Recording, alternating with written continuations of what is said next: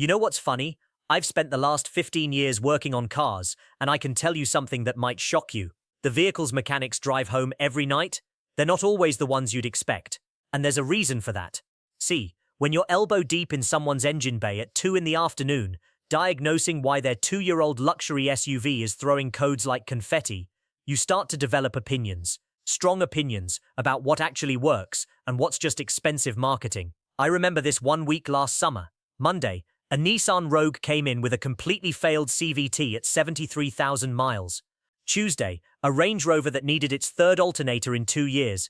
Wednesday, a Jeep Grand Cherokee with electrical gremlins that took me 6 hours to trace. And Thursday, a Honda CR-V rolled in with 240,000 miles for an oil change. That's it, just an oil change. That Thursday afternoon is when it really clicked for me. This isn't about bad luck, this is about engineering philosophy.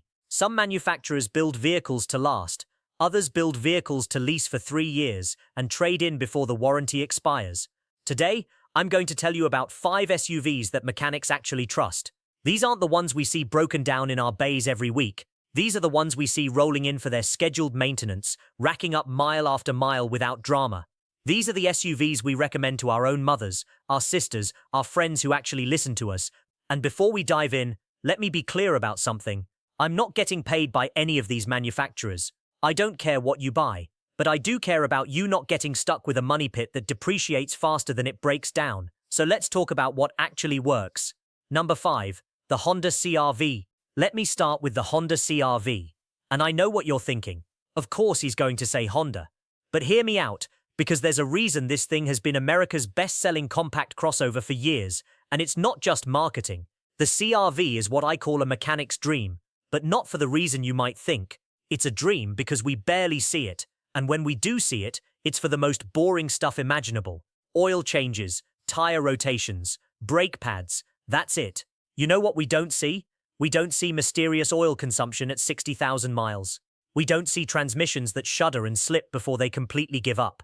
We don't see electrical systems that throw random codes requiring 3 hours of diagnostic time at $150 an hour. Now, the current CR-V uses a turbocharged 1.5-litre 4-cylinder, and when that first came out, I'll admit, I was skeptical. Turbochargers add complexity. They add heat. They add failure points. I've seen enough failed turbos to write a book about them. But Honda did something interesting.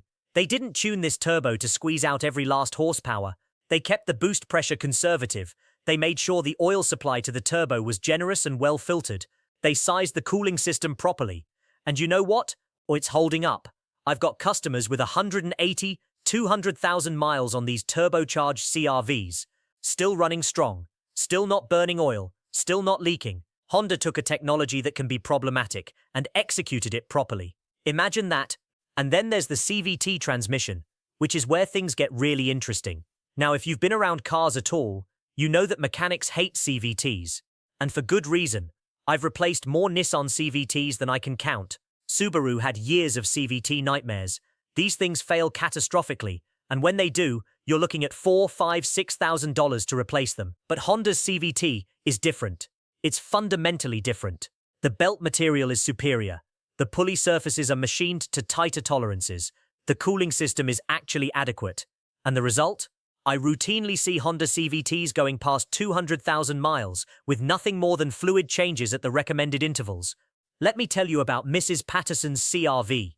She bought it new in 2012, brought it in religiously every 5,000 miles for oil changes. Never missed one. That vehicle rolled past 250,000 miles last month, and you know what we've replaced on it? Brake pads 3 times, 1 set of struts, 2 sets of tires. That's it. The original engine, the original transmission, still runs like it did when she drove it off the lot. That's what proper engineering looks like. The hybrid CR-V deserves special mention too. Honda's hybrid system is proven. The battery packs maintain capacity way longer than competitors. I've seen Toyota hybrids with impressive battery longevity, and Honda is right there with them. Plus, the regenerative braking means the friction brakes last longer. Less brake jobs means more money in your pocket. Here's another thing mechanics notice that customers don't always think about.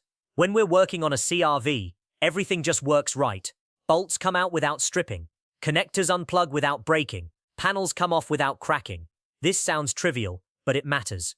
It means Honda designed this vehicle knowing that real people would need to service it. They didn't just design it to look good in the showroom. And when something eventually does wear out, because everything wears out eventually, the parts are affordable and available everywhere. You're not waiting 3 weeks for a specialty part shipped from Germany. You're not paying luxury car prices for a basic component. Honda parts are reasonably priced, and the aftermarket offers quality alternatives for tons of stuff. Bottom line, the CR-V is on this list because it does something really important. It gets out of your way and lets you live your life. It doesn't demand attention. It doesn't create drama. It just works, year after year, mile after mile. Number 4, the Subaru Outback. Now this one might surprise you, because Subaru's had a rocky reputation over the years. Head gasket failures that became legendary for all the wrong reasons. CVT problems that had mechanics shaking their heads. If you'd asked me 10 years ago about Subaru reliability, I would have given you a very different answer than I'm about to give you now. But something changed. Subaru actually listened to the problems, went back to the drawing board, and fixed them. Not with band-aids, but with real engineering solutions. And the current generation Outback is proof that they got it right. The head gasket issue that destroyed Subaru's reputation? It's gone. I used to do head gasket jobs on Subarus all the time. It was steady work, I'll admit that. But now, I might see one a year, and it's usually on an older model that someone drove into the ground without maintenance.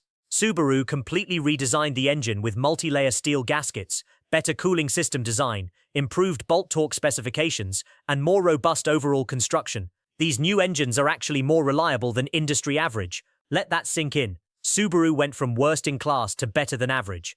That's a complete turnaround. The CVT transmission was Subaru's other Achilles heel, and this is where they really impressed me. Instead of using the belt-driven design that fails catastrophically, they switched to a chain-driven system. Chains are fundamentally more durable.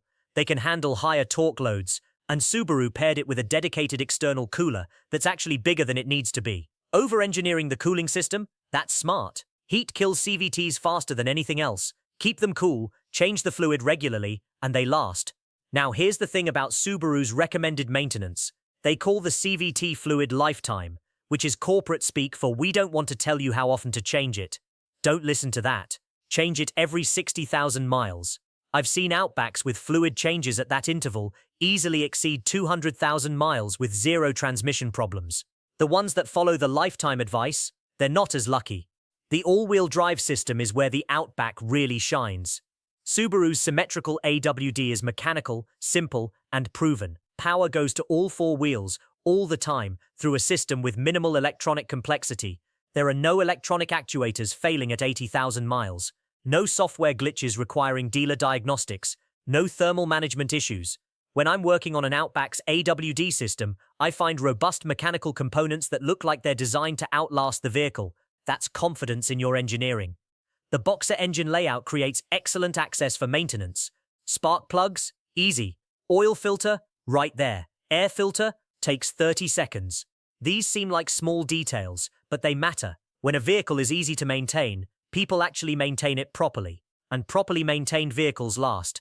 One caution with the Outback: don't skip oil changes, especially on the turbocharged models. The turbo needs clean oil for proper lubrication. Subaru's recommended interval is reasonable, but if you do lots of short trips or drive in dusty conditions, err on the conservative side. A $50 oil change is cheaper than a $2,000 turbo replacement. Number 3. The Mazda CX-5. Here's the SUV that I wish more people knew about. The Mazda CX-5 quietly delivers exceptional reliability, while everyone's focused on Toyota and Honda, and I get it. Toyota and Honda have earned their reputations, but Mazda's building SUVs that are just as reliable, and nobody's talking about it. The CX-5's powertrain philosophy is what wins me over. While everyone else is chasing turbocharged engines with 11-speed transmissions and dual clutch, this and CVT that, Mazda said, you know what? Let's just build a really good naturally aspirated engine and pair it with a traditional automatic transmission. Boring? Maybe. Reliable? Absolutely. The 2.5-litre 4-cylinder in the CX-5 is beautifully simple. Port fuel injection. No direct injection carbon buildup nightmares. No complex turbo systems. No variable displacement cylinder deactivation that breaks. Just a straightforward, well-engineered 4-cylinder that makes adequate power and sips fuel. I've seen CX-5 engines routinely exceed 200,000 miles without issues. They don't burn oil. The timing chain doesn't stretch prematurely like some Honda and Toyota engines. The valve cover gaskets don't leak. The water pump lasts basically forever. These engines just work. When a high-mileage CX-5 comes in for service, I know exactly what I'm doing. Oil change, tire rotation, maybe an air filter. I'm not diagnosing mysterious misfires or oil consumption or timing chain rattle. It's predictable, and predictable is valuable. The 6-speed automatic transmission is the CX-5's secret weapon. While the automotive industry chases 8, 9, 10-speed transmissions with hundreds of shift maps and adaptive learning algorithms, Mazda stuck with a proven 6-speed design that's been refined to near perfection. This transmission doesn't break, the gear changes are smooth, the clutch packs last indefinitely. The valve body doesn't develop complex electronic failures. I rarely see CX-5s in transmission shops, and when I do, it's usually for routine fluid changes, not repairs. Let me tell you about my buddy Mike's CX-5. He bought it used with 90,000 miles, which normally would be a risky move. But it was a CX-5, so I told him to go for it. He's put another 110,000 miles on it. 200,000 miles total. You know what he's replaced? Spark plugs once. Brakes twice, one battery. That's it. The electrical system is refreshingly simple and reliable. Mazda hasn't fallen into the trap of adding countless electronic features that become failure points. The infotainment system is straightforward and stable. The wiring is logically organized and properly protected. When electrical issues do occur, which is rare, they're easy to diagnose because the system isn't needlessly complicated. I don't need 3 hours and a factory scan tool to figure out why a window won't roll down. It's usually something simple. And simple is good. Parts availability and cost are reasonable too. The CX-5 shares components across Mazda's lineup, which means parts production volumes are high and costs are controlled. When something wears out, replacement parts don't break the bank. The aftermarket supports the CX-5 well, with quality alternatives for routine maintenance items. The CX-5 is on this list because it represents smart engineering. Mazda didn't chase trends. They didn't add complexity for the sake of marketing. They built a really good SUV using proven technology, and the result is a vehicle that just works, mile after mile, year after year, without drama. Number 2, the Lexus RX. Now we're getting into luxury territory, but this is luxury backed by legendary reliability. The Lexus RX is what I recommend when someone asks me for the most reliable luxury SUV they can buy. This is Toyota engineering wrapped in premium materials, and that combination creates something special. Let me tell you what separates the RX from every German luxury SUV I work on. When a BMW X5 comes in with a problem, I know I'm in for an afternoon of diagnostics. When a Mercedes GLE rolls in, I'm already thinking about which specialty tools I'll need. But when a Lexus RX comes in, it's usually just scheduled maintenance. The powertrain options are all exemplary. The turbocharged 2.4-litre four-cylinder uses conservative boost levels and robust components. It doesn't have the failures I see in German turbo engines that are tuned to the absolute limit. Toyota engineers this stuff with margin built in. The hybrid models use Toyota's proven hybrid system that's accumulated millions of trouble-free miles. I've seen RX hybrid batteries regularly maintain capacity past 200,000 miles. And when they eventually do degrade, which everything does eventually, replacement costs have dropped significantly from the early hybrid days. We're talking $3,000 instead of $8,000. But here's what really separates Lexus: the build quality. When I'm working on an RX, I notice things. The panel gaps are tight and consistent. The welds are perfectly executed. The paint is thick with proper preparation. The sound-deadening materials are substantial and don't degrade over time. Every component feels overbuilt. The suspension bushings are larger than they need to be. The brake components are sized for a heavier vehicle. The electrical connectors are sealed properly with quality materials. This isn't just good for a Toyota. This is excellent by any standard.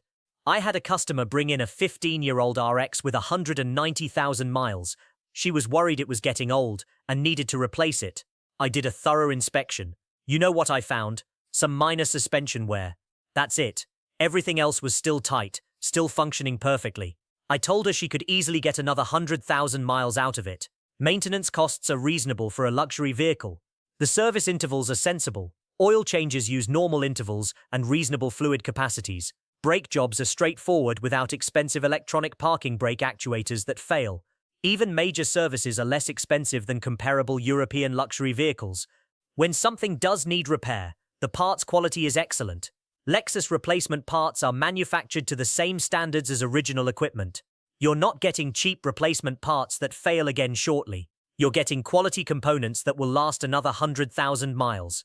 The RX is on this list because it proves you don't have to sacrifice reliability to get luxury. You can have both. Comfortable leather seats, excellent sound system, smooth, quiet ride, and a vehicle that will start every morning and get you where you need to go without drama. Number 1. The Honda Pilot. And at number 1, we have Honda's 3-row SUV that I consistently recommend for families needing space and reliability. The Honda Pilot delivers everything great about Honda engineering in a package big enough for 7 passengers and all their stuff. I see Pilots regularly for maintenance and rarely for major repairs, which is exactly what you want from a family vehicle. When you've got 3 kids in car seats and you're running late for soccer practice, the last thing you need is your SUV leaving you stranded. The V6 engine in the Pilot is one of Honda's finest achievements. This 3.5-litre engine produces 280 horsepower and has proven incredibly reliable across Honda's lineup. I've seen Pilot engines routinely exceed 250,000 miles without major issues. The variable cylinder management system, which deactivates cylinders for efficiency, actually works reliably. This is important because similar systems from domestic manufacturers have been problematic. GM's cylinder deactivation system, for example, has caused all sorts of oil consumption and lifter failure issues. Honda's implementation? Rock solid. Now, the Pilot does use a timing belt rather than a timing chain, which means scheduled replacement. The belt needs to be changed every 100,000 miles or so. This is a maintenance cost, I won't sugarcoat that. But here's the thing, the belt replacement is straightforward, and it prevents the timing chain issues I see in some competitors. Stretched timing chains can cause catastrophic engine failure. A timing belt is preventative maintenance that actually prevents problems. The 9-speed automatic transmission had some roughness in early versions. Honda addressed those issues through software updates and hardware improvements. Current Pilots have smooth, reliable transmissions that shift imperceptibly and hold up well over time. Transmission problems are rare when owners follow the recommended fluid change schedule. The all-wheel drive system is Honda's intelligent setup that works seamlessly. It's front-wheel drive most of the time for efficiency, but it can send power to the rear wheels when needed. The system is transparent. You don't think about it. It just works. And the electronic components that manage it are reliable. I'm not replacing AWD actuators on Pilots the way I am on some other brands. The interior practicality is where the Pilot really shines for families. The materials are durable rather than flashy. The second-row seats slide and fold easily without complex mechanisms that break. The third row is genuinely usable, not just an insurance checkbox. The cargo area is massive and practical.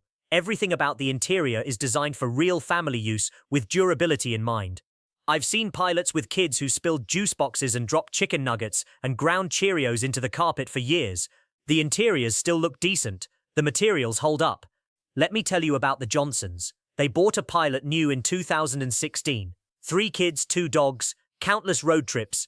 That vehicle has been to Disney World 4 times, hauled soccer equipment to tournaments across 3 states, carried camping gear up muddy forest roads, and transported more groceries than I can imagine. It now has 160,000 miles. You know what they've replaced? Brake pads twice, 1 set of tires, spark plugs once, battery once, routine oil changes every 5,000 miles. That's it. The engine runs smooth, the transmission shifts perfectly. The AWD works flawlessly. That's the value proposition of the Pilot. It's not the flashiest SUV. It's not the fastest. It doesn't have massaging seats or a heads-up display. But it does something more important. It works. Reliably, predictably, year after year. Maintenance is straightforward and affordable. The service intervals are reasonable. The parts are readily available from multiple sources. The procedures are well documented. When families bring their Pilots in for service, I can complete the work efficiently without surprises. This predictability in maintenance costs is valuable for family budgeting. The Pilot is number 1 on this list because it represents everything a family SUV should be. Reliable, practical, affordable to maintain, and capable of handling whatever a busy family throws at it. It's the SUV I'd buy for my own family, and that's the highest recommendation I can give. So there you have it, 5 SUVs that mechanics actually trust. The Honda CR-V for compact reliability, the Subaru Outback for all-weather capability, the Mazda CX-5 for understated excellence, the Lexus RX for luxury that lasts, and the Honda Pilot for family hauling without drama. Notice what's not on this list. No German luxury SUVs that cost a fortune to maintain. No domestic brands with historically questionable reliability. No vehicles with overly complex systems that fail expensively. These 5 earned their spots through years of proven performance in the real world. The common thread? Conservative engineering, proven technology, and manufacturers who prioritize reliability over flashy features. These are vehicles designed to last, built with quality materials, and backed by companies that stand behind their products. When I'm under a vehicle in the shop, I see the truth. I see what's built well and what's built cheaply. I see what lasts and what fails. And these 5 SUVs, they're built to last. That's why mechanics drive them. That's why we recommend them to people we care about. And that's why they deserve your consideration. Ears.